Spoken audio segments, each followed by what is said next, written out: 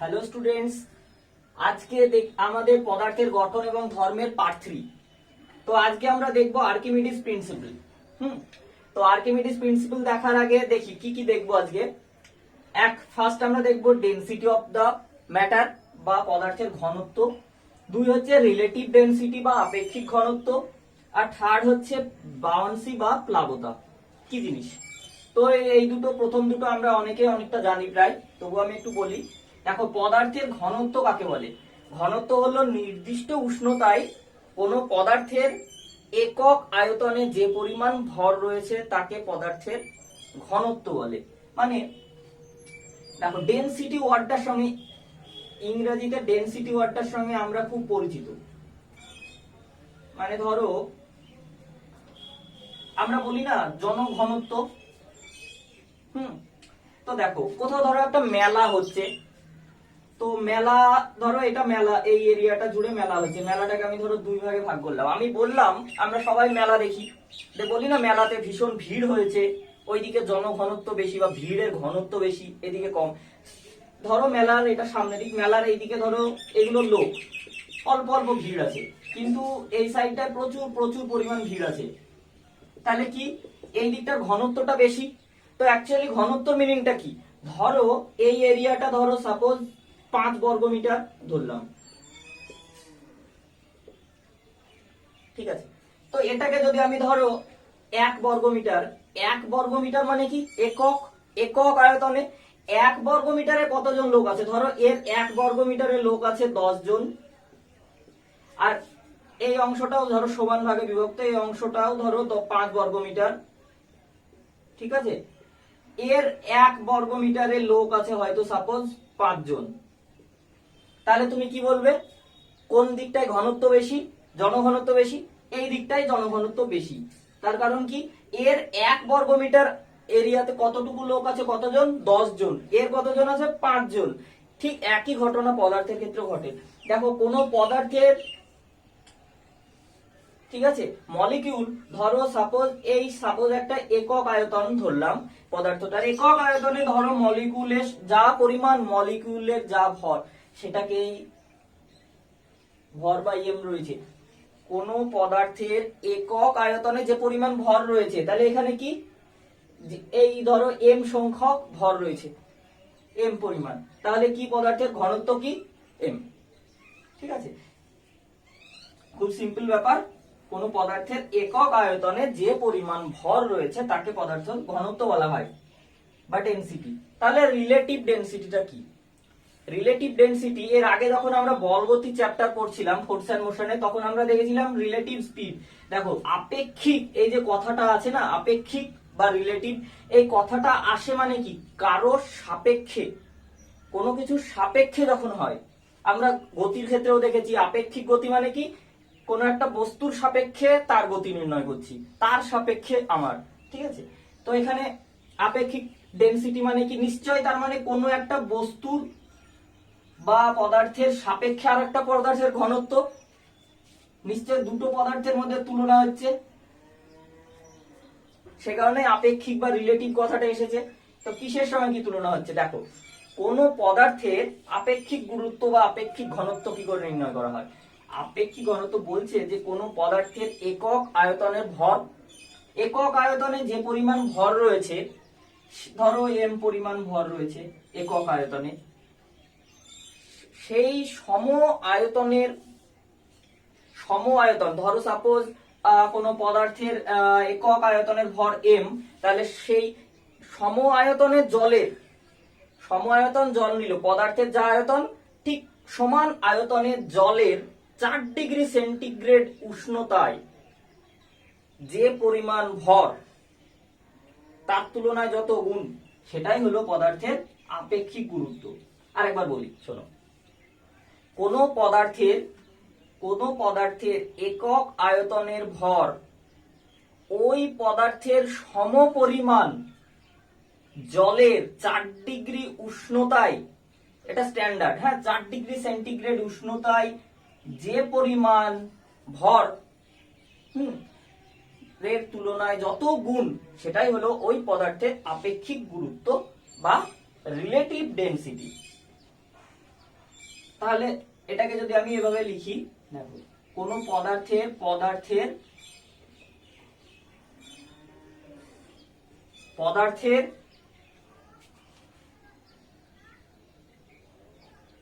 ধরো একক আয়তনের ভর,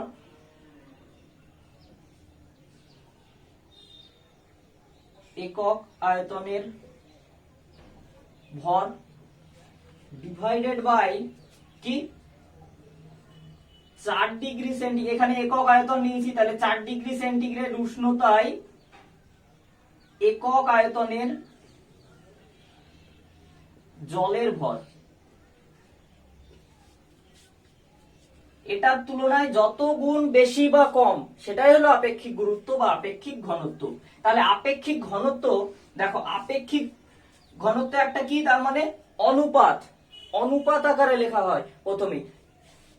যখন এরকম কোন জিনিস কোনো কিছু তুলনা করা হয় তখন দেখো এর যদি দেখো দুটোই ভর, এর যদি একক গ্রাম হয় তাহলে তো এর এককও গ্রাম।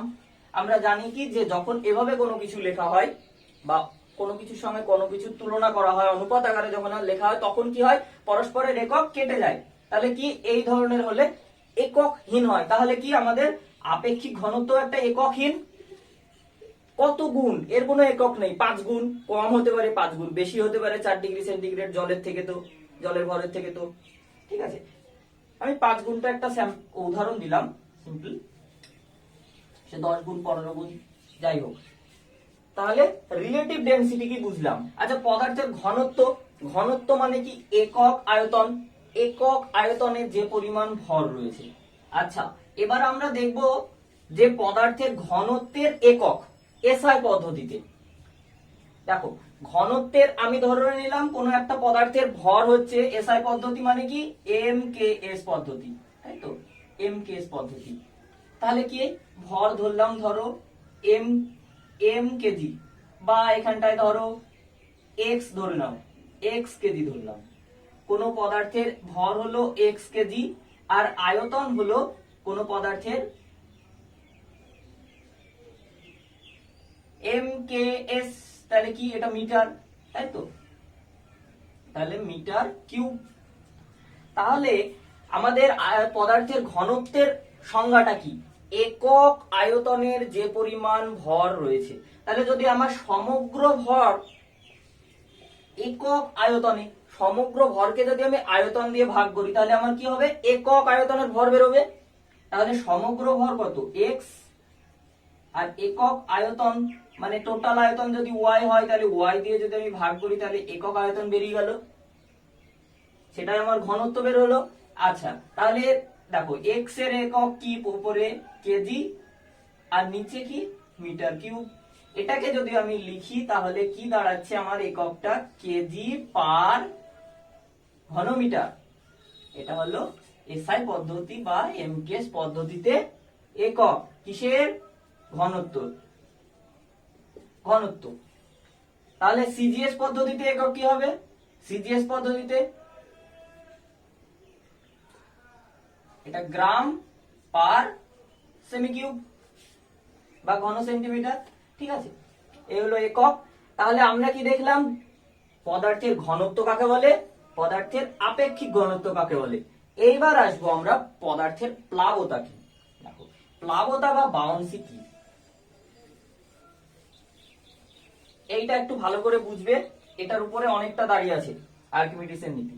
দেখো প্লাবতা হলো এক ধরনের ফোর্স বা বল। কোথাকার ফোর্স বা কোথাকার বল, কোন একটা বস্তুকে তুমি যদি জলের মধ্যে ডোবাও, তো জলের মধ্যে ডোবালে দেখবে প্রথমে তো বস্তুটাকে তোমার জলের ডুবোতে অসুবিধা হচ্ছে। যদি বস্তুটার আয়তন খুব ভারী হয়, ধরো একটা লোহার বলকে নিয়ে তুমি ধরো এক বালতি জলে চুবড়োচ্ছ, দেখা গেল জলের মধ্যে জলটা এটা ডুবে গেল, কেন ডুবলো সেটা দেখবো। যদি ধরো ভাসছে, কেন ভাসছে, তুমি একটা প্লাস্টিকের বল নাও জলের উপরে, দেখবে ভাসছে, কেন ভাসছে সেটাও দেখবো।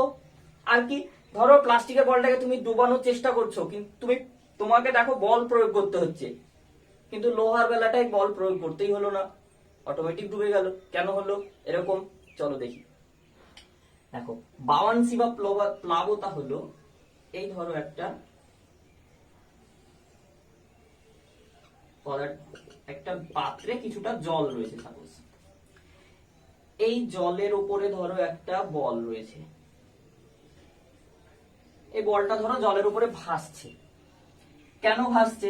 বলটা তো ডুবে যেতেও পারতো, এই বলটা লোহার বল হলে ডুবে গেল দেখলাম হঠাৎ করে, ঠিক আছে। লোহার বল যে, সাপোজ ধরো আমি এক বালতি জলের উদাহরণ নিয়েছি, ধরো একটা বড় লোহার বল, ভারী, বেশি, খুব ভারী, তো এটা ডুবে গেল। কিন্তু একটা প্লাস্টিকের বল ডুবছে না, ভাসছে কেন?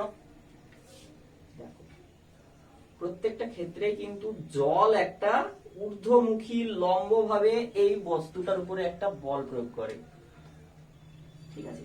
এই যে বলটা প্রয়োগ করছে, এই বলটাই কিন্তু অ্যাকচুয়ালি প্লাবতা বা বাউন্সি। দেখো, প্রত্যেকটা বস্তুরই ভর কোন দিকে কাজ করছে? ভার আমরা জানি mg, বস্তুর ভর ইনটু গ্র্যাভিটেশনাল অ্যাক্সিলারেশন। তাহলে কি? mg নিচের দিকে কাজ করছে, কিন্তু কাজ করছে তার মানে তো পৃথিবী টানছে বস্তুটাকে, তাহলে তো বস্তুটা এমনিতেই ডুবে যাওয়ার কথা। mg তো এইদিকে কাজ করছে, নিচের দিকে, জলে ভাসছে কেন? নিশ্চয় জল বাধা দিচ্ছে। জল যে বাধাটা দিচ্ছে, সেই ঊর্ধ্বমুখী ফোর্স অ্যাপ্লাই করছে জল, এটাই হচ্ছে প্লাবতা, এটাই হচ্ছে প্লাবতা বা বাউন্সি বা বাউন্স ফোর্স। এই যে প্লাবতা, এই প্লাবতার কারণেই বস্তুটা ভাসলো। প্লাবতা কি কারণে ভাসলো? নিশ্চয় বস্তুটার এই প্লাবতা বা এই যে ফোর্স, এই যে ফোর্স, প্লাবতার যে ফোর্স, ধরো এফ, আমি এটাকে এফ পি ধরে লিখলাম ধরো তোমাদের বোঝার জন্য। এই যে প্লাবতার যে বল, এই বলটার মান এই mg নিচের দিকে যেটা কাজ করছে তার থেকে তো কি অনেক বেশি, সেই কারণে ভাসছে। যদি এটা কম হতো তাহলে কি হতো? অন্য ঘটনা ঘটতো, হয় ডুবে যেত কিংবা নিমজ্জিত অবস্থায় ভাসতো, সেটা আমরা পরে দেখছি। আচ্ছা, বাউন্সি মানে হলো অ্যাকচুয়ালি একটা ফোর্স। এই যে বললাম লোহার বল ধরো তুমি তুলতে পারছো না হাতে, খুব ভারী বলটা, কিন্তু জলের মধ্যে দেখবে তোমার বলটা হালকা লাগছে। কেন লাগছে জলের মধ্যে হালকা? তার কারণ হলো, দেখো, যখন তুমি বায়ুতে রেখেছো বস্তুটাকে, ধরছো বলটাকে, তখন তোমার বলটার নিচের দিকে ধরো বড় বল, এই বলটার নিচের দিকে এমজি কাজ করছে, ঠিক আছে। তোমাকে যে ফোর্সটা, তুমি ধরো ফোর্স হাত দিয়ে লাগাচ্ছ উপরের দিকে, ধরো F1 পরিমাণ ফোর্স লাগাচ্ছ, খুব খুব খুব বল লাগছে তোমাকে, অনেক বড় বলটা, ঠিক আছে, অনেক তোমাকে ফোর্স অ্যাপ্লাই করতে হচ্ছে। কিন্তু জলের মধ্যে যখন ঘটনাটা ঘটছে, তখন তোমার সহকারীকে, তোমার সাহায্যকারীকে আর একটা ফোর্স চলে এসছে, প্লাবতা। জল অ্যাপ্লাই করছে, প্লাবতা। জল বলে বলছি না, যে কোনো তরল। দেখো, প্লাবতা ফোর্স অ্যাড হয়ে গেছে, সেও কিন্তু, এটা ধরো আমি এবার আবার লিখলাম এফপি, সেও কিন্তু উপরের দিকে দিচ্ছে, তুমিও উপরের দিকে দিচ্ছ, তাহলে দুজনে এবার একসাথে করছো, সেই জন্য হালকা লাগছে। আসল ঘটনাটা কিন্তু এটা, সেই কারণে হালকা লাগছে, কারণ তোমার সাথে সাহায্য করছে প্লাবতা বা আলাদা একটা ফোর্স জলের মধ্যে। আচ্ছা, এবার আর্কিমিডিস আসলে কি বলেছিল সেটা দেখবো। স্যার, আর্কিমিডিস কি বলেছিলেন? বলেছিলেন তিনি যে কোন একটা বস্তুকে, কোন একটা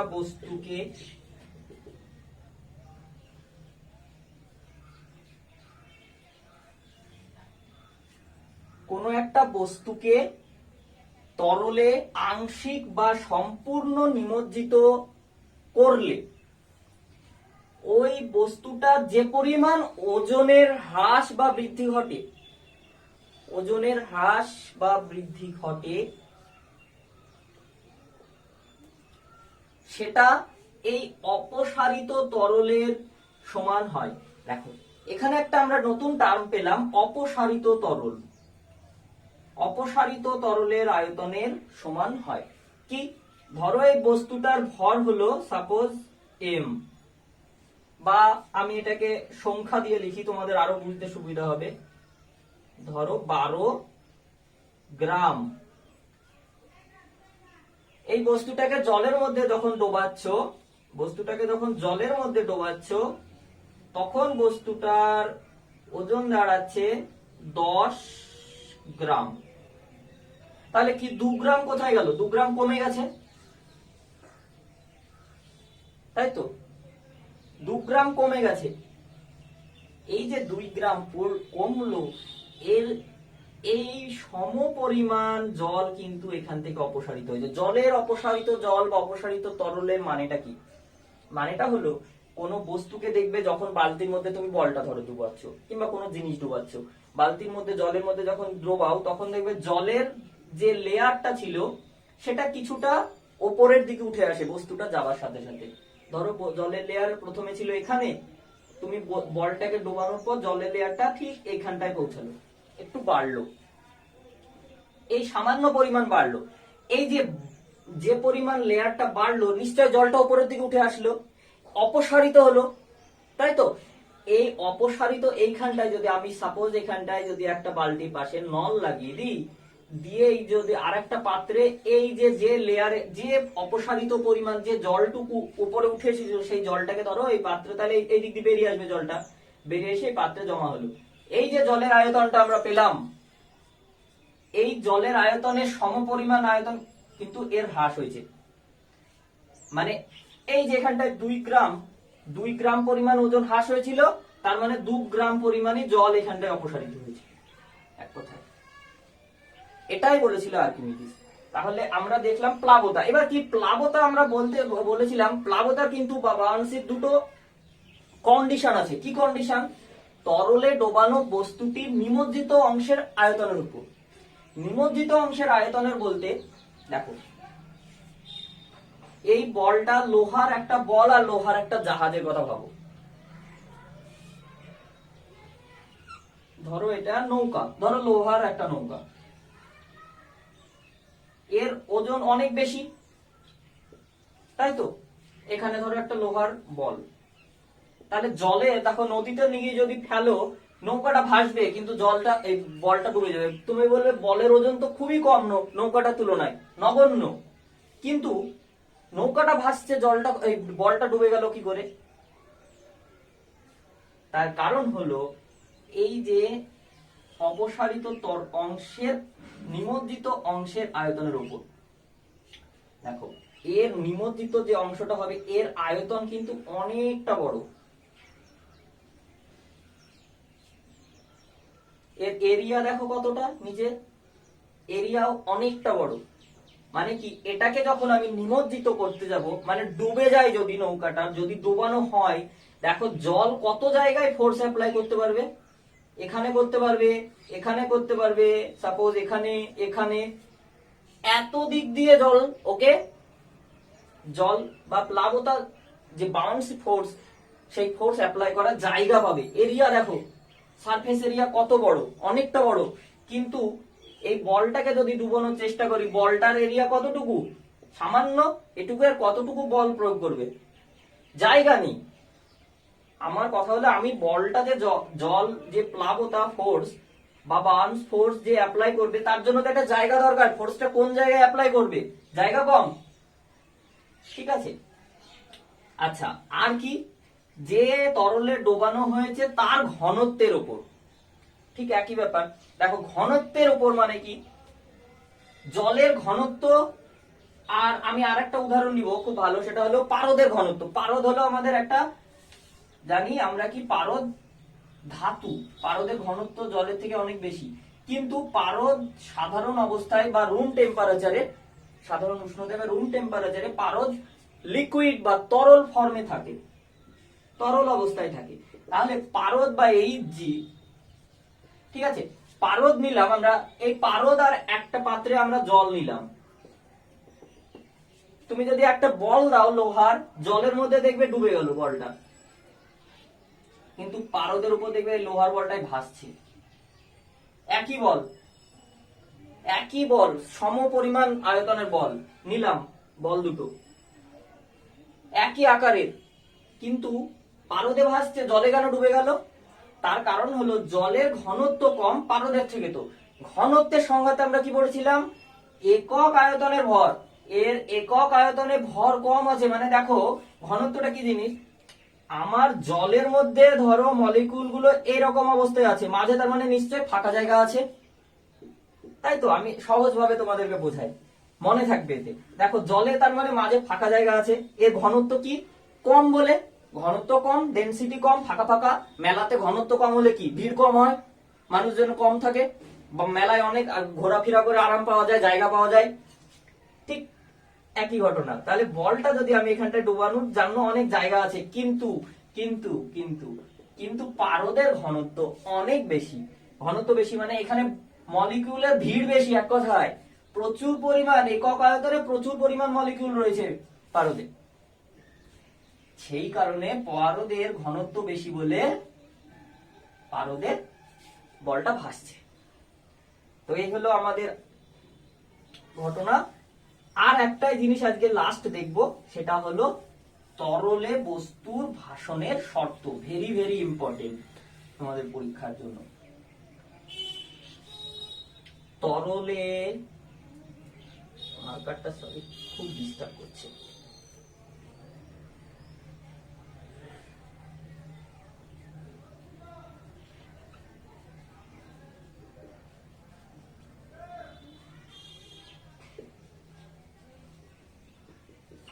তরলে বস্তুর ভাসনের শর্ত। তরলে বস্তুর ভাসনের শর্ত মানে একটা তরল পদার্থে বস্তুটা ভাসবে, কিরকম অবস্থায় ভাসবে। তরলের ওপরে ভাসবে, তরলের মধ্যে অর্ধেক ডুবলো, ডুবে আর পুরোপুরি ডুবলো না, অর্ধেক ডুবলো, ডুবে ভাসলো নাকি পুরোপুরি ডুবে গিয়ে ভাসলো, কোন কন্ডিশনে ভাসছে সেটাই দেখবো। দেখো তিনটে কন্ডিশন আমি দেখবো, আমরা পাবো।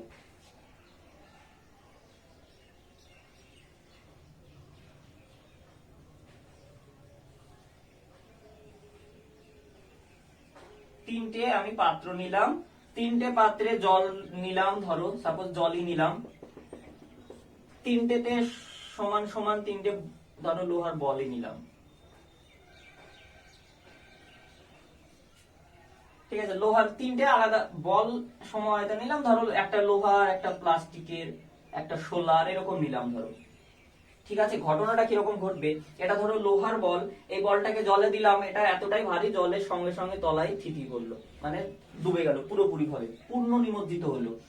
ঠিক একই ব্যাপার এটা, ঘটনাটা হয়তো প্লাস্টিকের বল, এই ঘটনাটা একটু ভারী প্লাস্টিকের বল, এরকম ঘটলো, আমি দেখলাম যে বলটা ডুবে গেল কিন্তু একদম আমার পাত্রের তলা পর্যন্ত গেল না, মাঝামাঝি পূর্ণ নিমজ্জিত অবস্থায় ভাসছে। আর এটা ধরো সোলার বল, এটা ধরো কোনোভাবে ডুবলো না, একদম তরলের উপরিতলে ভাসছে।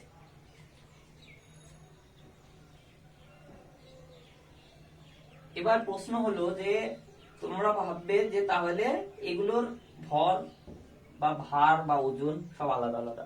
দেখো জি এর মান তো সমান, আমরা জানি 9.8 মিটার পার সেকেন্ড স্কয়ার বা 10। তাহলে নিচের ওই বলগুলো নিচে এমজি কাজ করছে, ধরো এম, এই এম পরিমাণ প্রত্যেকটার আকারই সমান। কিংবা তোমার যদি অতটাও কনফিউজ হয়, তিনটে একই পরিমাণ বস্তু নাও, তিনটে একই বস্তু নাও, ঠিক আছে। তো কিরকম ভাবে ভাসছে, কেন ভাসছে, দেখো নিচের দিকে তো এমজি কাজ করছে, আর কি ওপরের দিকে আমার প্লাবতা ফোর্স কাজ করছে। ঘটনাটা এটাকে ধরো আমি নিচের দিকে এমজিটাকে আমি ধরে নিলাম ডব্লিউ, বইয়ে এরকম দেওয়া আছে। ওপরেরটাকে ধরো আমি ধরে নিলাম সাপোজ আর দেব, আর ওপরে আর ফোর্স আর নিচে ডব্লিউ, ডব্লিউ মানে এমজি, ডব্লিউ সমান এমজি, ঠিক আছে, ধরে নিলাম। তাহলে কোন কোন ঘটনা, নিশ্চয়ই তোমরা দেখে বুঝতে পারছো তিনটে কন্ডিশন বস্তু ভাসনের। এক, এই ডব্লুর পরিমাণ আর এর থেকে অনেক ছোট হবে, মানে আর কে ডব্লুর থেকে তো বেশি হতে হবে, প্লাবতা ফোর্স কে অনেক বেশি হতে হবে, তবে এই বস্তুটা ভাসবে তরলের উপরিতলে। তাহলে এক্ষেত্রে কি কন্ডিশন আসছে, যে আর গ্রেটার দেন ডব্লিউ। এক্ষেত্রে কি কন্ডিশন আসছে, দেখো আর প্রথম অবস্থায় কিন্তু ডব্লিউর থেকে তো ছোট ছিল, ডব্লিউর থেকে তো আর এর মান প্রথমে কম ছিল, আর এর মান কম ছিল বলে ডব্লিউর মান বেশি ছিল বলে দেখো ডব্লিউ কিন্তু তার মানে বস্তুটা ডুবেছে।